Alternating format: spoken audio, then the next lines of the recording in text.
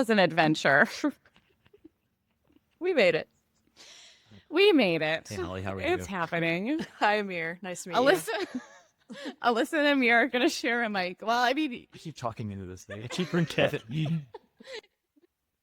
No, is it weird definitely. having it just in one side? Yeah. You kind of get Do used I to have it. it on there? You had it on right. Yes, you're good. That's the way that you do it. Okay. Well, Cool. Yeah. Perfect. Okay. okay, we're ready. Okay. Welcome to Average Age Groupers. It's been a day, but we're making it happen. Yes, we're making it happen. So before we jump into introducing our first guest, Amir, you're our first guest on this podcast. My name is Holly. I'm one Hello. of the co-hosts and the producer editor of this podcast. I'm Maggie, and we have actually two special guests today. Amir was going to come on as the guest, and then my roommate and friend Alyssa was like, well, I might as well come too. Say hi, guys. Hello. Hello.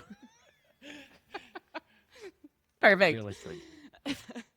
Well, we were talking last episode about how we don't really have like a standard intro yet, but I mean, really, we just like tell stories of average people racing, triathlons, bikes, runs, the training, the other pieces that go into that. So today we're going to hear Amir's story. Alyssa gets to ask questions and just, provide input.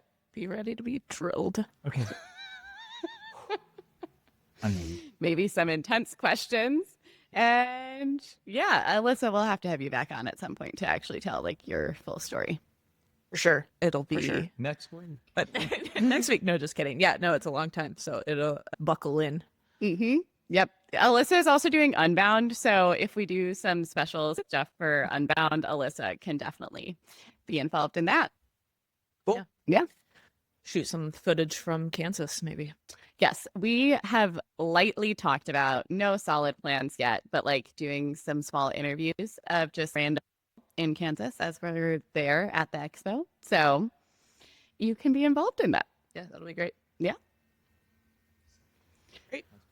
Well, So, Holly, let's- anything? Well, I don't have anything other than before we get into Amir's story, and I do want to get into Amir's story, I do want to know about this 140-mile bike ride that you went on last weekend. Amir, were you on that ride? Absolutely not. We tried to great. get him to come and to the one the day afterwards, and he did not. But I think we'll hear more about He that had a later, 'cause- race. Yeah. But it was good. Alyssa was on that ride. How many? There were six of us? 6 of us. No, 5 who finished together. Five, yeah, 5. 7 who started, 5 who finished together. We have a path, kind of like Military Ridge, Holly, that's very small gravel, like champagne-y gravels, kind of sandy. The C&O Canal that goes out for like many, many miles. So we just did 70 miles out and 70 miles back.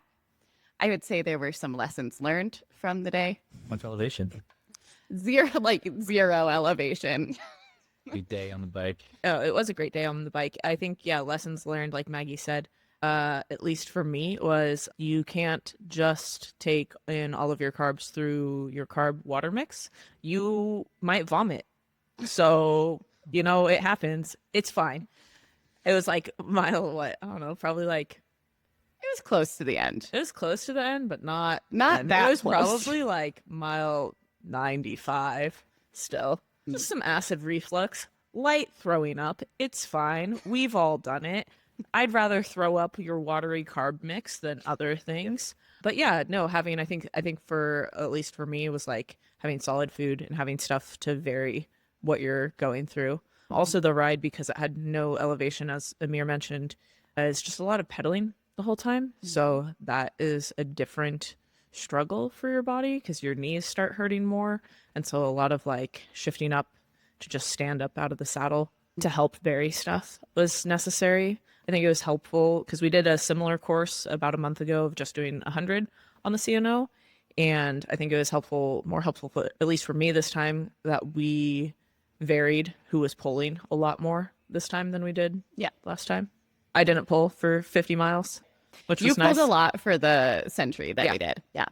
But you pulled a lot for the 140 that we did. Yes. No, I think it was good. I think the lesson about some solid food applied to everyone. I think by the time we got to mile 70, almost everyone was pretty bonked. And it was funny because our friend Hales was like, remember, we're all friends. We're just hungry, which I think everyone needed to hear. Yes. But I felt really good. Actually, the second half was when I did most of the pulling, and I maybe went a little too fast.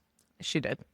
It was fine. We kept up, but it was, I mean, like, it was fast. It was also like we wanted to get done. Yeah. But could have been half a mile an hour slower, which is like a hard, like, oh yeah, Maggie is keeping track of her pace on her watch.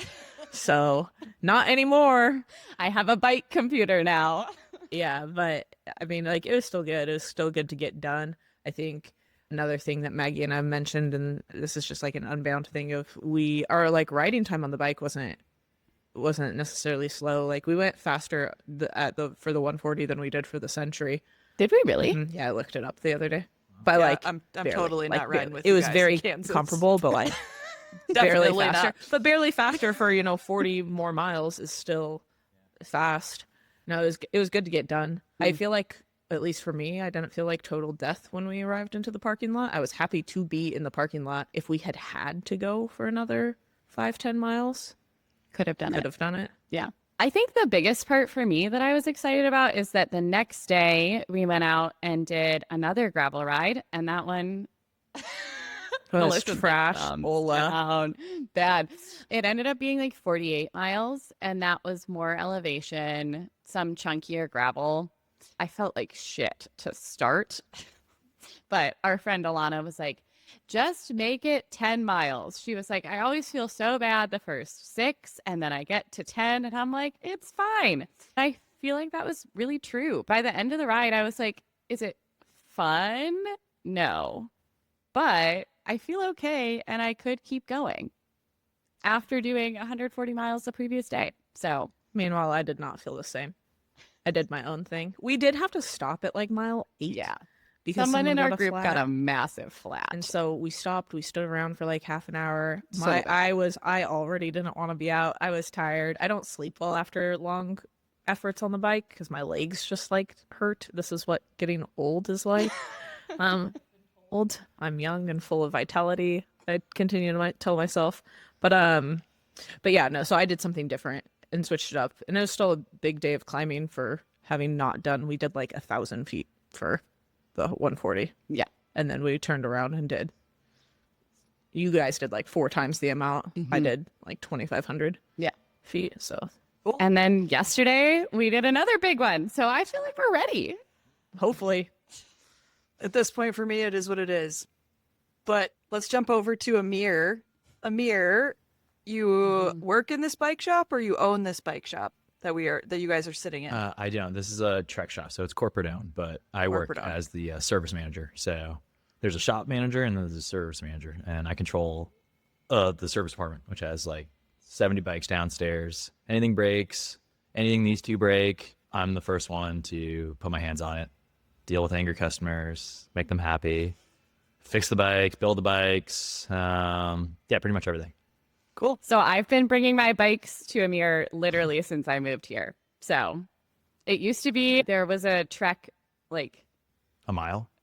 it was literally so close to where I lived, like 2 blocks away. Yeah. So I would, take my bikes there. That one has now closed, but he moved here and I'm Yeah. still bringing my bikes to him. We moved November. It was just, we rented that place and it's way too expensive. So 32 grand a month was not Trek's like smartest idea. But we own this building, and this has been a bike shop since like 2001, and we acquisitioned it as Trek, and it's been great. It's a huge location. I mean, it might be one of the biggest Trek shops that I've ever seen. So yeah, that's awesome. It's really pretty. Yeah. Cool. It's very nice. And I'm assuming Maggie's new bike came from you? Is in the background. Yeah. The Checkpoint ALR, beautiful. Nice. I came in, this was now a few weeks ago, and I went up to the guys at the front and I was like, I'm gonna look at a gravel bike. And the service counter is kind of like in the back. And Amir was like, finally, like he has up so excited. No, like, issue with putting gravel tires on a Damani, but like, you know, it's just like the geometry is so different with like how high up the bottom bracket sits and stuff. Like, you're eventually gonna break that Damani one day if you get like hard rock on it. So good on you and congrats. 4 bikes now. N+1.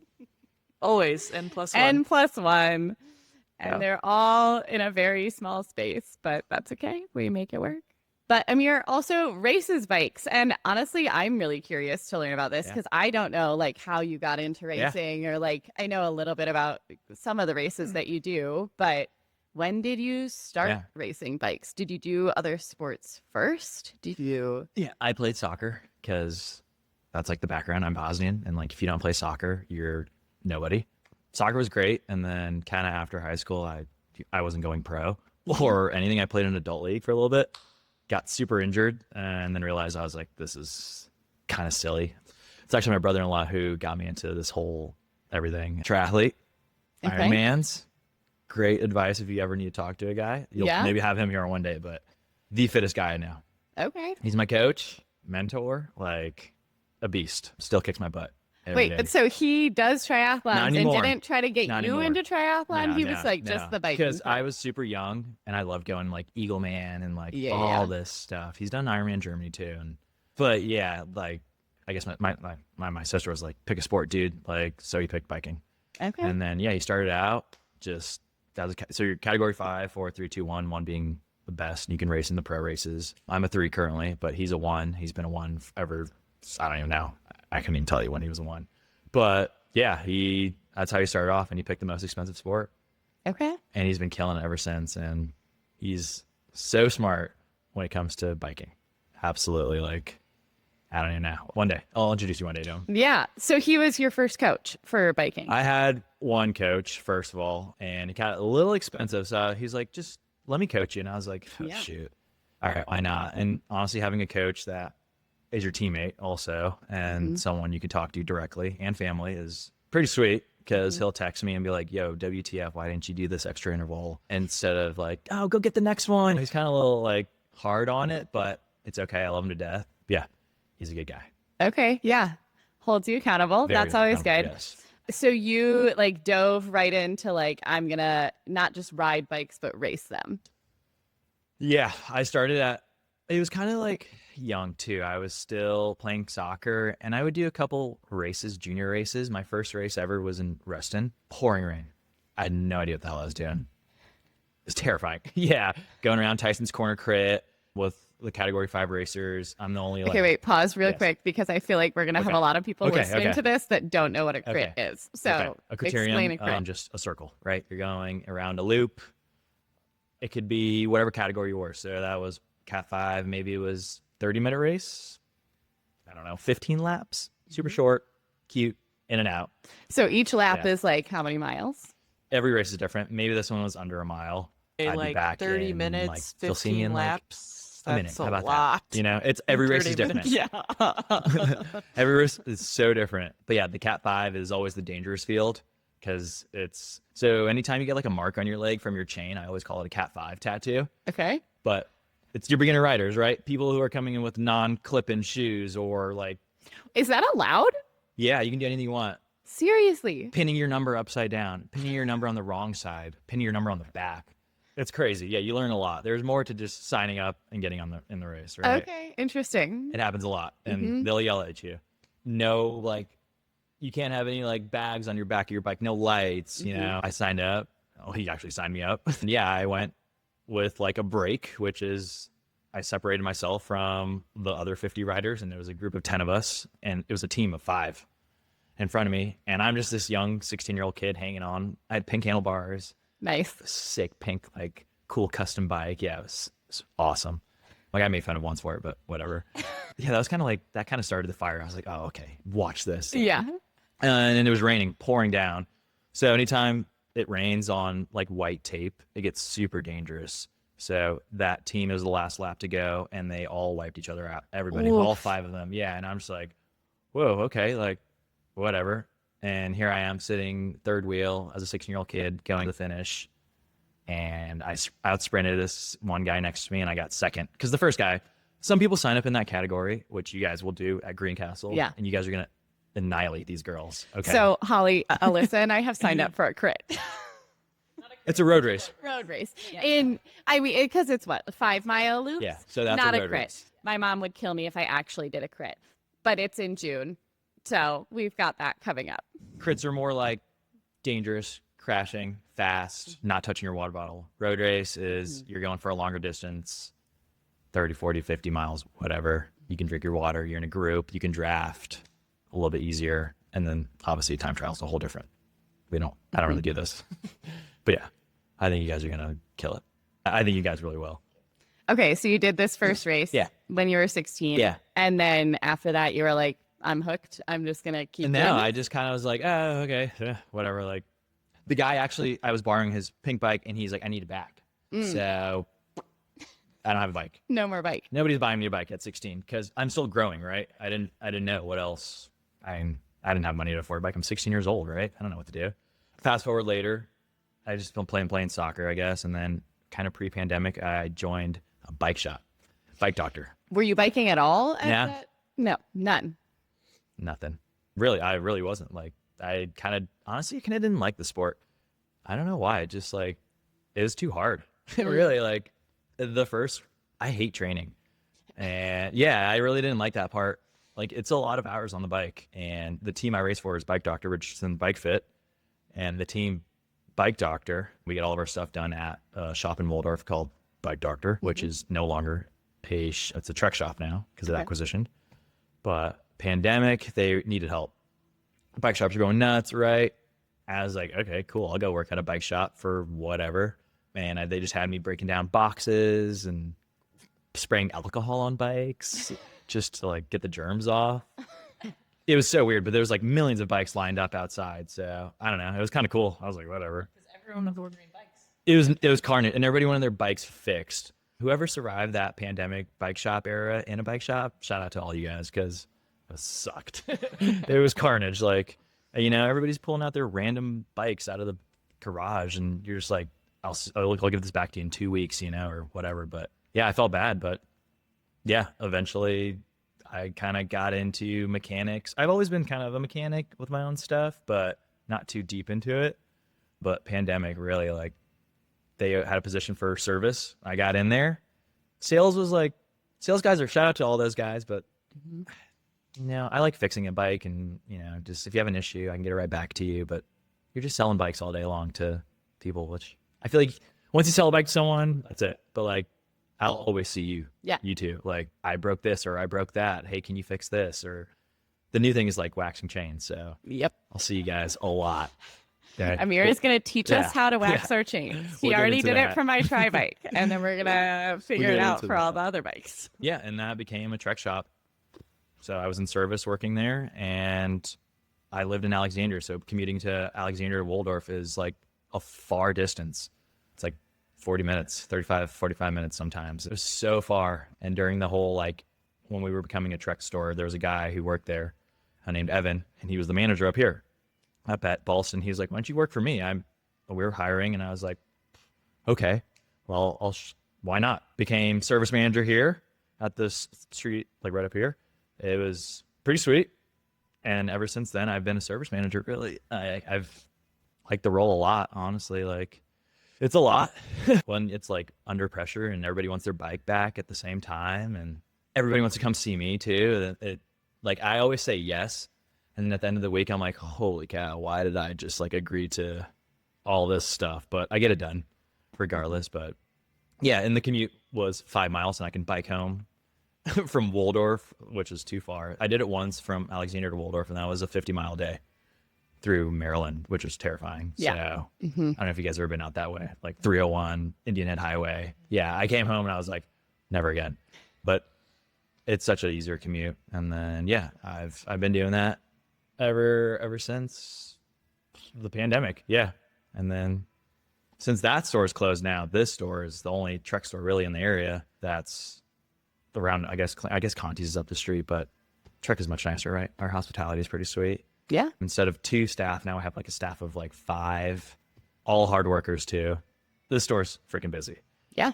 Like, I mean, yeah, every freaking day is nonstop carnage. Yeah. And it's cool. I like that whole, like, it's kind of like a racer's. Someone said like racing and working at a bike shop is like this 2 same things, because you just want to get it done and you want to be fast.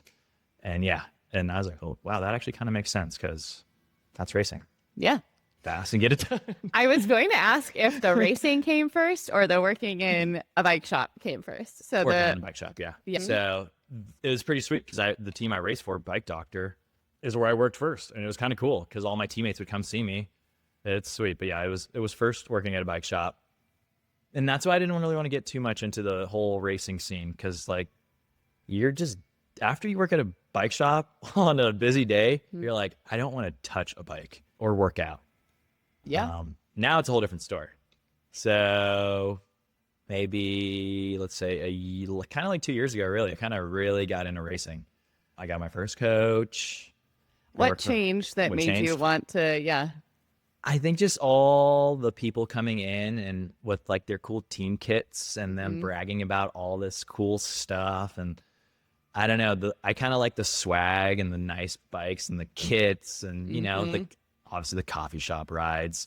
But what really changed it was I took my first Trek travel trip to Mallorca too. Like the big one. No climbing. The biggest climb I've done was probably like 3,000 feet. And yeah, I got shipped out there. We get a sweet deal through Trek, and I showed up, and my first day was 70 miles, and it was 7,000 feet of climbing. Oof. Dude, I went to bed at like 4:30 that day. Yeah, and yeah, I do it the next day, right? Mallorca's beautiful. Like, it's gorgeous. But yeah, that whole week was just amazing riding, and yeah, I felt like I could do an Ironman after that week. Yeah, I got back on the plane, and I was just like, oh my gosh, this is the hardest thing ever. So. Yeah, literally from there, kind of like all like clicked to just any hills possible around here. That's why I like hills, really. Like, once you go over a mountain, you can do anything, maybe, but you can climb the hills in this area. How about that? For Okay? sure. Yes.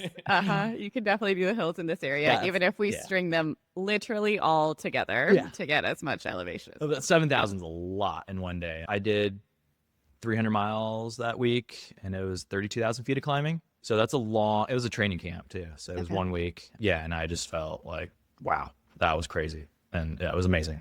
So that's kind of like, I think that's what really did it in. Okay. So you did that. You came back. You're like, Yeah, okay, I I'm could ready do to race anything. again. Yeah. I felt like a pro or something. And then I really bought my first road bike, which I've never really bought a bike. I've always built my bikes, like a frame. I always buy the frame, and then I buy the components, because I like putting my own like stuff on it, my own bottom brackets. Yeah, because I take everything off like stock wise. Everything's ceramic for me. Once you work at a bike shop, you get a good amount of discounts, okay? Yes. A lot. So I don't even know how much money I've spent at a bike shop. So it's bad. I got my first nice aluminum road bike, built it up with DI2 electronic shifting, and I still have it, and it's one of my favorite bikes. I Nice. still race it. And I got this sweet new thing, and I still race my old bike. It just fit. It's like, it's one of those, it just fits. Everything's dialed, and it's also aluminum. I wouldn't feel too bad if I crashed it during a race, because crashes happen like all the time.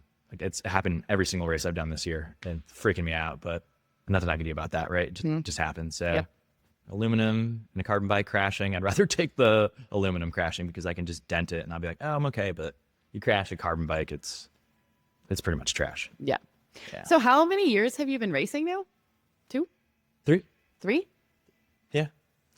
This is so funny to me because, Holly, this is like the same case with you and Laura, where I meet people and I assume that they've been in this for so long. Yeah. And then I find out that it's just been a handful of years. Everyone's giving off the energy that they are very experienced and they know what they're doing. I think that part of it is just like, once you go all in, like, you learn everything, right? I race for a team, Bike Dr. Richardson Bike Fit, and they're all masters. I'm probably the youngest one. And then there's another guy, maybe a couple other younger guys, but they're so badass. They race. Okay, cool. I just raced. They all did 50 category, 35 plus category. So there's category racing, right? You can be a master racer. You can race a 35 plus, 45 plus, 55 plus, right? My coach races, he's almost 60. I won't mention his age. And he just raced the 35 plus last weekend. Won. Beat these young kids. Nice. They all raced with me in the 1, 2, 3 yesterday. Like, these guys are so fit, and like racing with the team that has been there for years, it's amazing. And they're like, move up, or you should take this, or you should do this, or it's just like free info that I'm getting. And Yeah. I'm super lucky too to learn all this too, because I'm still learning a lot. But those guys, they're like, oh, you should corner this way, or you should do this in the Peloton, or my coach is super smart. He'll like watch all my videos and stuff and be like, oh man, you should have gotten that break. He could have saved you XYZ, and I'm like, holy crap, like, dude, that makes so much sense. And it really works if you listen to your coach. Yeah. It's crazy. Like, wow, dude, that's awesome. And How much do you do as a team? Do you do like training together at all, or just we're all race? over. So, they're all in Maryland, but I'm lucky enough to have my brother-in-law super close. We ride a lot together, but yeah, the racing is where we all come together, and there's a lot of trash talking on the WhatsApp chat. And we do have one female, Mary. Nice. Yes. Love it. She's awesome. A beast. You guys might actually race against her. So Sick. Shout out, Mary. We're coming for you. Alyssa has been like, no one else register for this She's race. We're cool. trying to win. She's a beast. Yeah, and she's the only female out there. Honestly, I wish the women's categories were a little bit higher up. Yesterday, there was 6 girls racing. Yeah. And it's getting smaller and smaller and smaller. And they're like, yeah, you should go be a pro. You can race with them. But so the race here, Clarendon Cup, they took away the fields of the women's fields. I saw that. Yeah. Drama. Yeah. Lots of people unhappy about that. And like telling them to go race in the women's pro field that's crazy. Like, you're racing against legit pros. Yeah. That's so difficult. Like, telling me to go race with the pros. Like, I'll hang on for my dear life, but I'm not winning, or I'm going to pay $100 to get dropped or get pulled. Like, that sucks, dude. No. Yeah, yeah. But back to the team thing. I mean, we see each other once in a while, but it's race season right now. And my brother-in-law, he's going to Unbound. Oh, yeah? Yeah. I'm pretty sure he did it 2 years ago on his aluminum bike.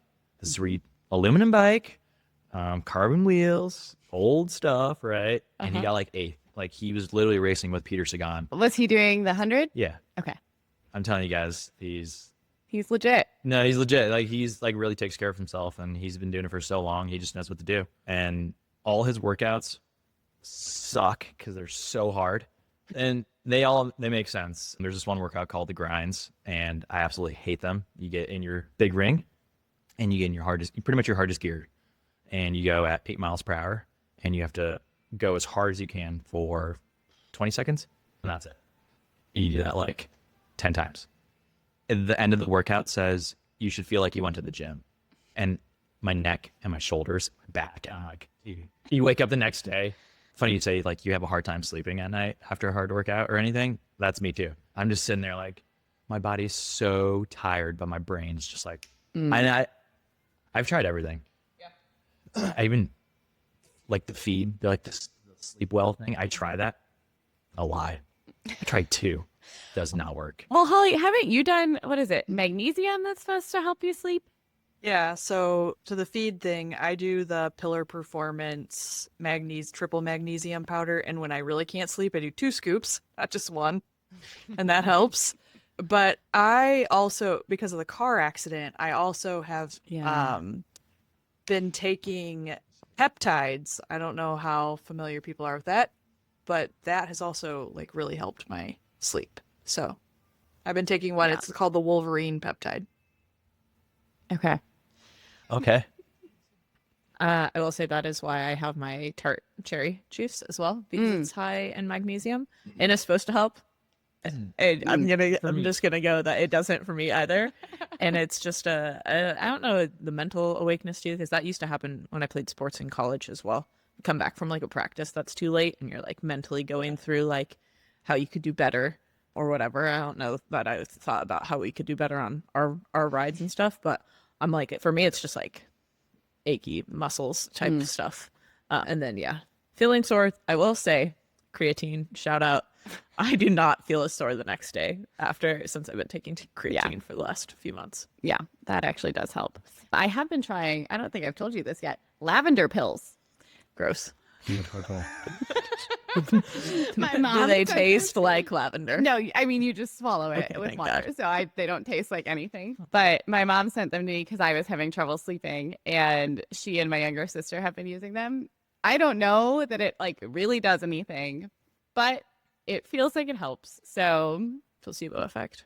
yeah, placebo effect. But if it works, it works. Yeah. So anyway, a little detour about sleep there. But so you're currently in race season. What does that look like for you? How often are you racing? What kind of races are you doing? How much say do you have in the schedule versus like, is someone picking these for Yeah. you? So I'm a terrible morning person. Okay. So I worked out right after work.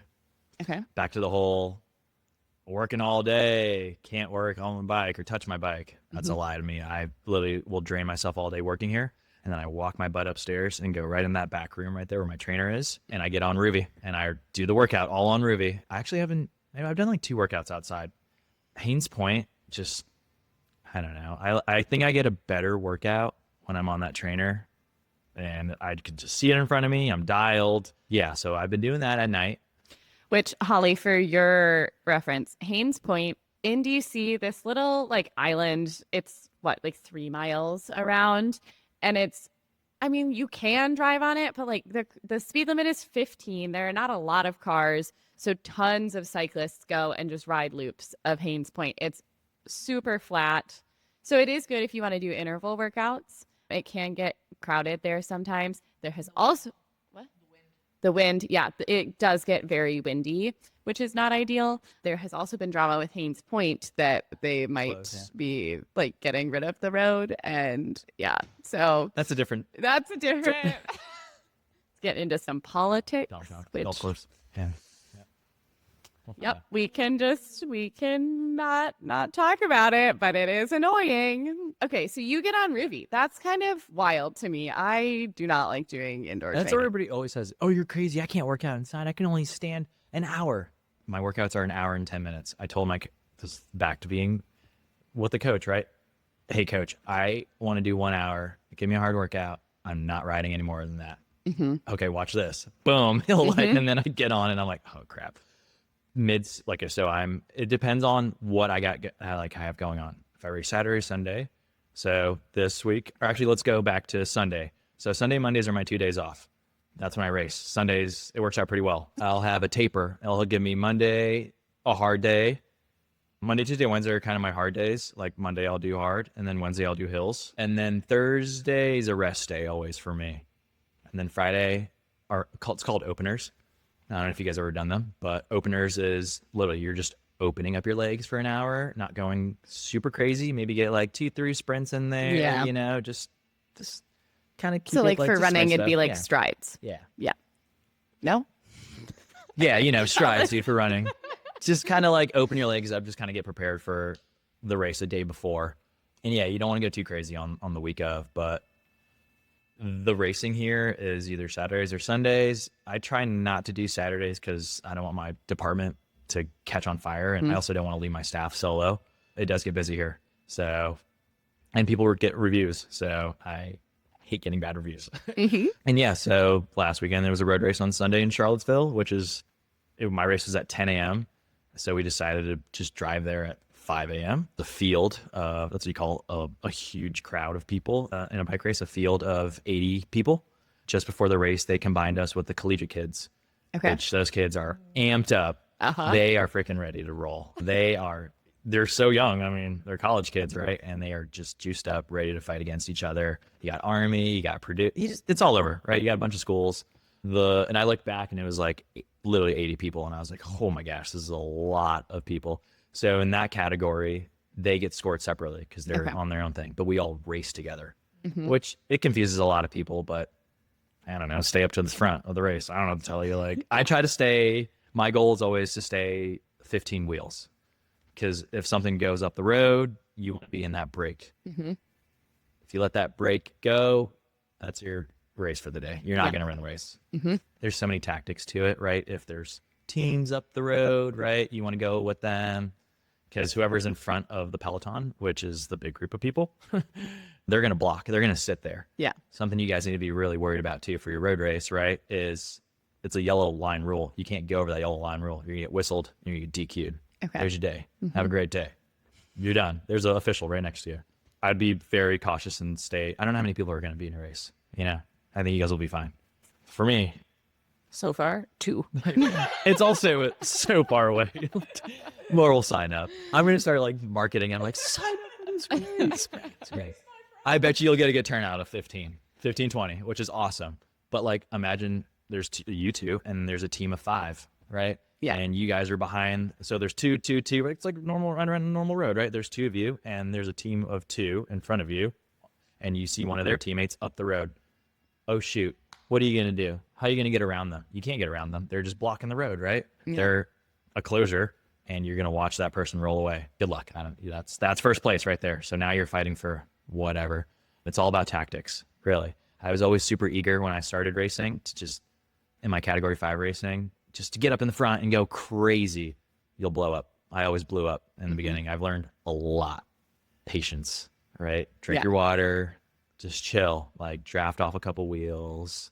But yeah, that race, that was called Jeff Cup. The first 10 minutes of the race, I looked down at my computer, which I got to really stop doing. I've been taking my computer off and putting it in my pocket because I'm all numbers. I'm looking at it and it's in the red. My heart rate's at 175. It's 20 minutes in the race. I'm doing 700 watts, holding on for dear life. Yeah, like 10th wheel. I'm like, holy cow, I still have 40 miles left. Like, Yeah.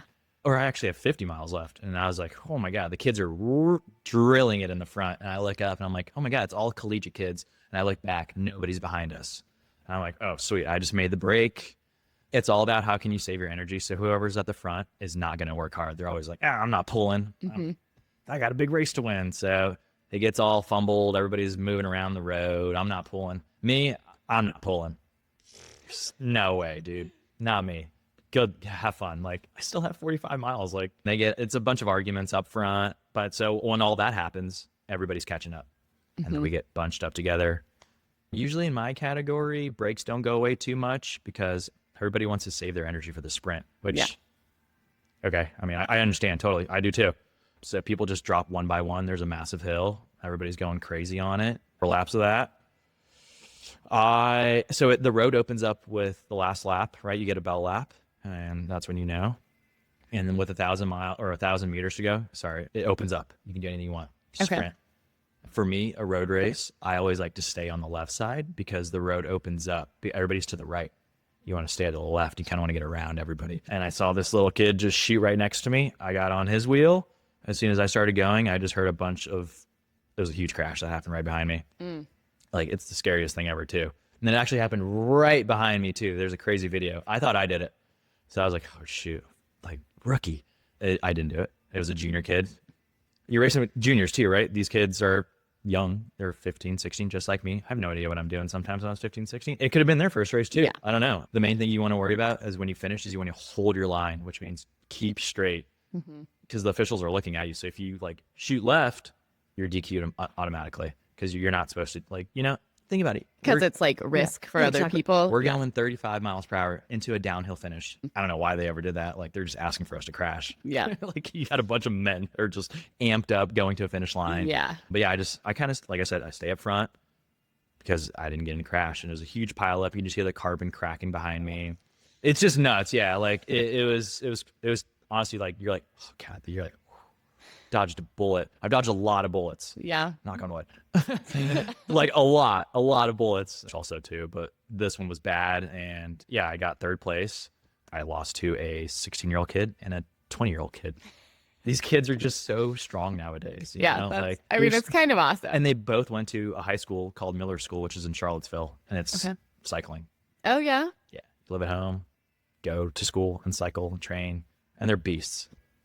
He got paid, and he's like, Mom, I don't know what to do with this check. Like, you got to get driven home, you know? Like, I was like, oh my God, I got to go to work tomorrow. Like, thank God I survived that, you know? Like, that's all I think about. But all my bikes are insured through a guy named Buzzy, and I pay about $30 a month for if it gets stolen or if anything cracks. And I put my bike up to like $10,000. So if anything breaks on it, insured. I would hate to do that, but I just know I have that safety. Yeah. Bone, right? I also work at a bike shop, so that helps too. So how often are you racing? Like every weekend? I try to, yeah. I Yeah. just Saturday, I was like, hey, I told my coworker Alex, I was like, hey, dude, I'm gonna leave at 2:00 and make this 3:40 race. And his first look was like, oh shoot. Okay, I mean, you're my manager, I get it. And I was like, I know, it'll be okay. He's like, I know, and I trust him with everything. He's all good. So I just ran out of here at 2:00 to make a 3:40 race, all the way in freaking Colombia, which is the worst traffic in the world. It started raining. I'm like, I always get like pre-nervous before a race too. I always think about everything. Do I have my shoes? Do I have my socks? Do I, like every glasses, like everything. So that's what I've been really good at lately is pre-packing everything. Helps when you're on a time crunch too to not be trying to check Yeah. all that stuff. Like I packed Wednesday. I always packed Wednesdays and I don't care. Yeah, that helps a lot. When I first started racing, I just do the night before. And then I'm like, oh shoot, it's like 11 p.m. So the category 5 races, they're always the first races of the day. 7:15, 8 a.m., like super early. So you gotta wake up. I'm a terrible morning person, like I said. So eating for me, I'm just sitting there with a bowl of oatmeal at like 4 a.m. in the dark, eating oatmeal. Like, I have to this shove sounds like us. Yeah, I have to shove this down my throat. Yeah, I It was also sucks. going to say the 7:15, 8 o'clock start as super early clearly does not do triathlon. Because I know. Yeah, I know. that's- Yeah, first light, you're in the freaking water. Yeah. Absolutely not. There's First, no way like, I'm we're, jumping like, in a the pool. water. Yeah, I'm not. No way. In the water. No way. No way, dude. No way. Crazy. But so you get upgrade points, right? And now I'm a 3. Well, so explain that process. okay. How does that work? Right. Some depends on the race. Like usually top 10, you'll get ranked. If you win the race, you usually get 10 points and it goes 10, 9, 8. It all depends on how many people are doing the race. So I finally got up to a Cat 3 in, I don't know, it was like a year. I just did it really fast. I'm almost there for a 2, but I think I'm going to just sit in the 3 and kind of like just milk it a little bit. I just want to win one race. Yeah. Just want to throw those hands up. Yeah. To get the Instagram fame. Yeah. Call it a day, you know? Get a great photo, obviously. Literally just post up one time and I'm good. Like, because like the 1, 2, 3s those guys are freaking fast, man. I went 28 miles per hour yesterday for 75 minutes. Yeah. And yeah, like my like training is like, it shoots like up, down, up, down, up, down. Like I'm doing 700 watts around every turn. That adds up over time. Like you're like, oh, you feel so drained. Yeah. But yeah, so you get points and you can process it through USA Cycling and then they approve you if you have enough points. Clearly, if you're winning, like a lot of people call it sandbagging, which I'll be called a sandbagger if I'm winning and getting a lot of good points. Yeah. You know, like you're paying good money to race. You're paying 40, 50 bucks, 30 bucks, I don't know, whatever. And then you got these dudes here who just keep winning. But you keep winning, you're going to get forced upgraded, which I was going to, yeah. Okay. So at what point do they do that? Is there Some like people a complain. specific rule about that? some people complain. It all depends on how the teams do it too. Like, Okay. I won't say names, but some people have been really good and then they'll work for your teammate. Say, Alyssa's killing it right now. And she's like, I want you to upgrade. I'm going to work for you today. And she just takes off and you follow her wheel. And then she just pulls back. And she's like, you win. And then she gets the points. Alyssa the domestique. The domestique. Exactly. Get on my wheel. I got the gels. But yeah, eventually you'll get a force upgrade. And then you got to race with the big guys, you know? Okay. And you can upgrade in any category. You can be a masters racer and you can win those and you can upgrade to a Cat 1. I'm not 35 at all, so I'm going to stay in my field for a while and I don't know, hopefully win a race one day. And then, yeah. So if I win a race, then I have my upgrade points. Yeah. Which I'm like, I don't think they would upgrade me if I got to that, you know, I'd at least get another thing. But yeah, I mean, you got to earn it, right? Like racing's all that time I put into, like racing is, it's a brain game. Like it's not about who's really that strong or like a sprinter, right? You can be a sprinter or a climber or anything. But for me, I feel like I'm a sprinter probably. I haven't really found out what I am. Mm-hmm. I'm definitely not power. I hate power. Like not at all. Like, and when my brother-in-law rides in front of me, he's cranking at like 410 watts and I'm hanging on for dear life. And I'm like, this sucks. He gives me these long workouts where I have to hold like, I don't know, 310 watts for 5 minutes. I hate it. I hate it so much. And I tell him, like my power's Couldn't like, be me. you know that Not me. what? Maggie and my FTP is not nearly anywhere. Nowhere close to that 3 close. minutes. Maybe Aaron would be close-ish. Yeah, Aaron's. I don't know what it is, Yeah. but he was close to that. Yeah. Yeah. Okay. Yeah. And you got to build up to it, right? Like, Yeah. I'm not out there just hanging out. I don't know that I'm going to build up that much. I don't have power pedals, so who knows? You just don't know. I'm just doing the thing. Feels like Or just don't calibrate them. Yeah, we're killing it. Okay. Do you have any, like, you want to win a race? Do you have any other big goals for like this year or cycling in general? Like things that you have on a bucket list that you really want to do? Really, honestly, I just want to win a race. Yeah. Literally it. I just want to win. It's like the whole, and then what? I'm done. Everything. Retire. I'm just kidding. I don't know. I'd probably just keep doing it still, and then maybe I can win the next one. There's a couple races that I always have like marked on the calendar. I'm more of a road racer because crits, like, yeah, they're fast. You got to be aggressive. You're headbutting, you're elbowing people. I'm still getting used to like really kind of getting in there, and it takes a lot of like. I mean, you got to race it, and there's not too many races. Like what, you race Saturday, and then you got to wait another week. Yeah. I'm like, I'm going to try to headbutt this weekend. Like, no, that it just happens, Like those guys are pros, and they're practicing that all year round. Where I'm like an average guy, just I don't want to headbutt you. Like, I don't want to hurt you, dude. But like sometimes that's how you win, and you get through it. You thread the needle, which sucks to say, but yeah, like my coach raced with me yesterday, and he's like, you got to close that gap, and I was like, you're gonna go between these two dudes? Like, absolutely not. He just like squeezes right in there, and I'm like, oh god, like, okay, that was terrifying, but Yeah. lesson learned. He saved so many watts and pedal strokes to get into there. But yeah, nothing crazy. I'd like to like maybe do one more gravel race. Like I've done Steamboat. You've done one Yeah, gravel race. I'm not a gravel guy. I have a cyclocross bike. I don't even race cyclocross. One day, maybe. Actually, that's a goal, right? I'll race more Yeah, cyclocross races. How about that? Yeah. Do the series in Wisconsin. I get it for free. Yeah. I'll get smoked, but I'm down. If he comes to do the cyclocross race in Wisconsin at Trek, he can stay with us. That's very nice. Thank you. Like to do some of the series. So actually, I was looking at the one. Isn't there one on June 27th? I think there is. I think that's when I'm going to be back. So we should take a look at that and we can figure it out. Anyways, okay. So you cyclocross race on the bucket list. Yeah, and then I just put gravel tires on that bike. I'm not buying a freaking gravel bike.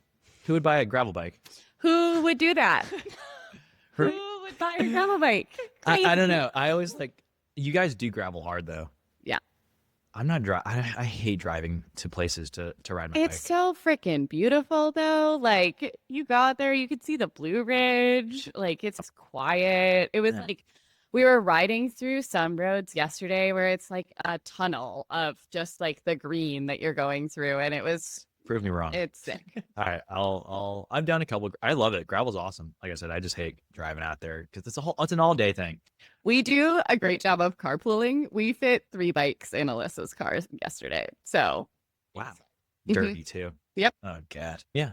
And the first time I did Steamboat, it was pretty chill, I've done it 3 times. Okay. I got a story for all 3. First time was super cool. I did it. I had no idea. My first 100-mile big gravel race absolutely exploded on mile 90, well, if you're so Yeah. close, Yeah, I was so too. close. I was like, I didn't have a coach either. I just went out there, 2 gels, 2 water bottles. Are you serious? Yeah, just went crazy. That's Went crazy. ridiculous. Finished. How many hours were you riding? It was 5 hours and 2 gels.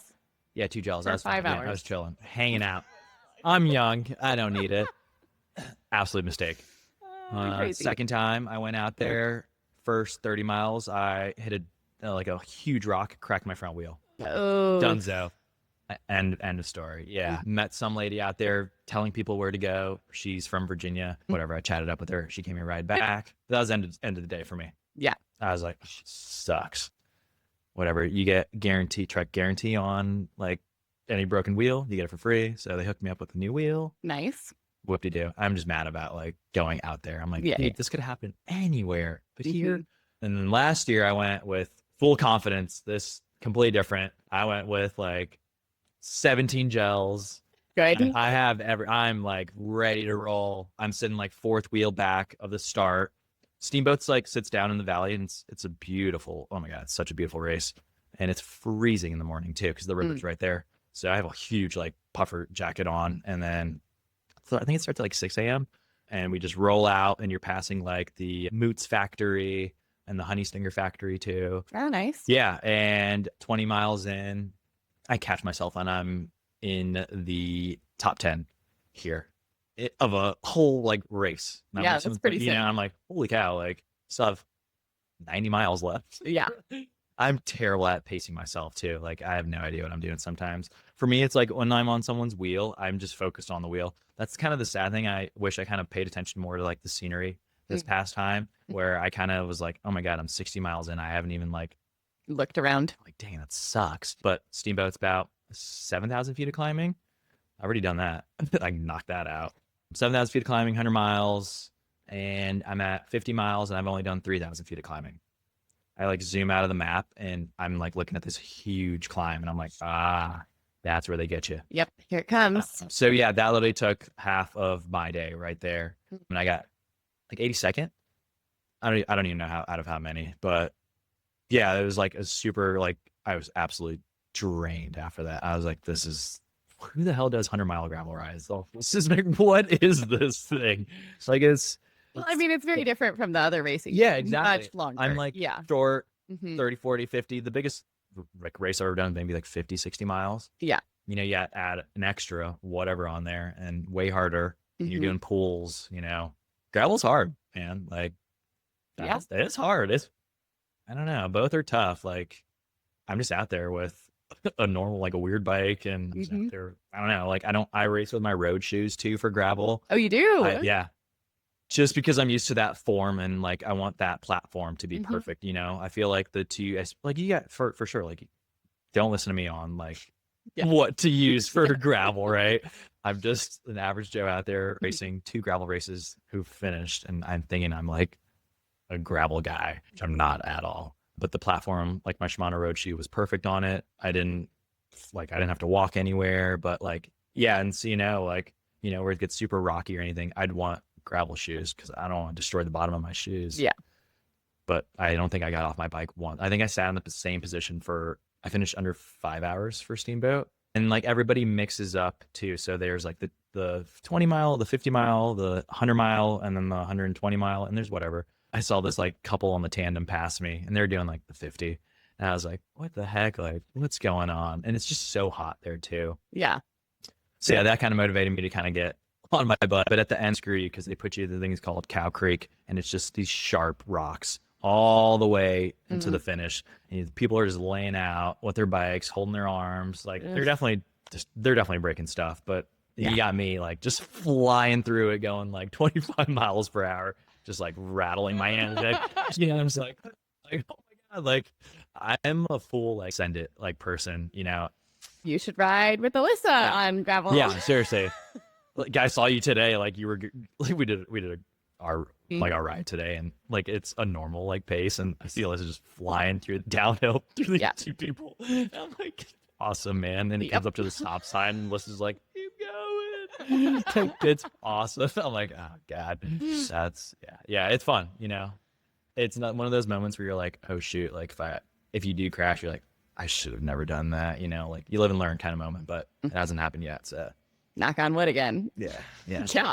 Yeah, I know. Sometimes I'm like, God, I'm so stupid for threading the needle, but whatever, like I felt so good and I finished it. I just wanted to get top 100. That was the whole goal. I got 82nd. Nice. Everybody was from Colorado, and it was just teammate and I that were he was from Maryland and I was from Virginia, and it was so cool. Like, yeah, people have like oxygen tanks on their like altitude a significant factor? I didn't have any issues. No? Okay. I don't think I did. And maybe at one point I was like, whoa. But then I checked myself back in. I'm like, nah. No, let me just eat the 17 gel I had. You did not feel like altitude was a factor for that race? No, not really, honestly. I don't know. I feel like, I always go like 6 days before, which that didn't obviously do anything to me because like I probably need like a month of hanging out in Colorado. I think the main thing for me was why I don't like doing the 100-mile races is because all the stuff I'm ingesting into my system, you feel like crap after. You're like, dude, I just ate like 17 gels. I don't even know what I ate, honestly. Like all these random tents, I'm there just squeezing stuff in my stomach. Like I felt like crap after the race, honestly. And I think everybody does too sometimes because I'm terrible at like any of that. I just started using gels. You need to talk to Tara, actually, because she will like coach you on the nutrition bit. We should actually have Tara on here. That would be fun. She does like personal training and also nutrition coaching. I have been racing long enough that I like have a decent idea of what to do for carbs in drink mix or gel form, but she is good about like telling you how to get the right like salt and water and carb intake that it actually sits okay in your stomach. So yeah, you should talk to her about that if you want to do more long races. Maybe one day. I have my simple routine of just scratch, one scoop, boom. Like I said, I just recently started using like gels. They just screw my stomach up sometimes, honestly. And people are like, get this gel, get this. Like, I think it's a placebo effect sometimes too. You know, you're like, oh, this has this.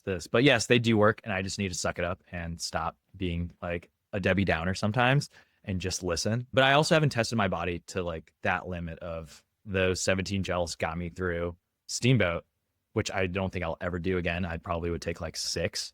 And they were all different gels. So I don't know which one worked, you know? Like, I don't know. Like Morton was there and disgusting. Literally filled up my whole bottle with it, started going. I poured it all out. Yeah, like a whole bottle. Yeah, I poured it all out. Had one bottle left with 20 miles left. Yeah. And I was like, this stuff sucks. Morton is gross. Not my favorite thing. Well, I think this was really interesting. We have mostly talked about triathlon, so having some bike race talk is very fun. I think a Steamboat should maybe be on our list, Holly. We could go visit Logan. Yeah, we could. I think there's probably a few fun Colorado options. Yeah. Leadville would also be cool. Add it to the list. We'll end up, and maybe Alyssa's going to move there. Who's to say? They call it lead boat. So they're the same, like, whatever. One's one and one's another weekend. Just repeat that. Sorry. They call it like lead boat because I think Steamboat's first and then Leadville's the next weekend, or it's vice versa, but everybody does that. I think you guys should do Steamboat next year. It is so pretty. So nice. The town is cute. The expo's sick. Walk out of there with a bunch of stuff, like too much stuff. I love swag. I am disinclined for what was the hill you mentioned that was like, and I zoomed out of the map. We had what 70 or 50 miles left and still 4,000 feet of climbing.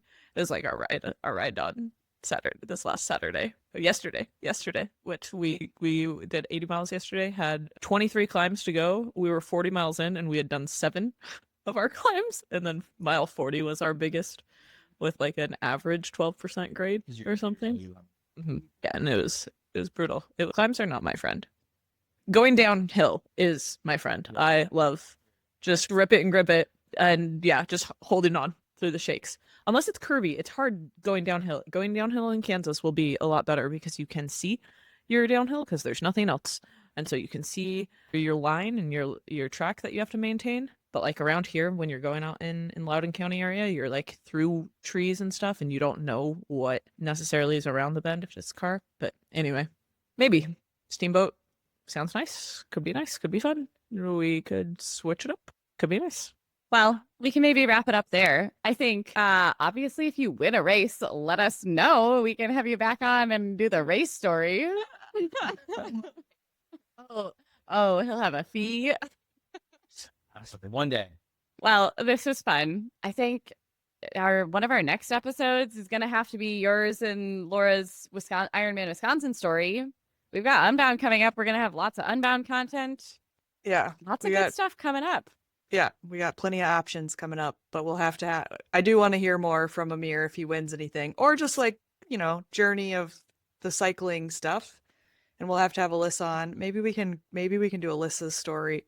Well, I'm pretending like we're going to have all kinds of time in Kansas. We won't really have, but maybe we can grab Alyssa's story in Kansas in person. Alyssa will be easier too because we live together. So there's a lot of options for times when we can get Alyssa's story. All right, cool. Well, this has been so good. Amazing. It's super nice to meet everybody. So you can wrap us, Maggie. Okay, bye.